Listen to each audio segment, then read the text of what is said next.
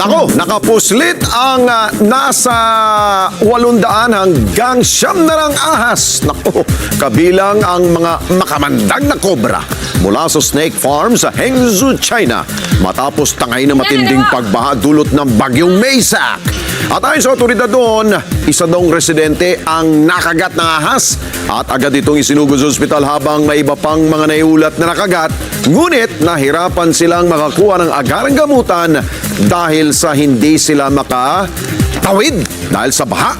Nagpadala na ng rescue team ang lokal na pamahalaan doon upang hulihin ang mga nakawalang ahas. Bumuo na rin ang mga volunteer snake catching team na nag-iikot ngayon sa mga apektadong lugar upang maiwasan ang mas marami pang mga insidente ng snake bite. Pinayo naman ang mga residente na huwag subukang hulihin itong mga ahas ito at agad iulat sa kanila.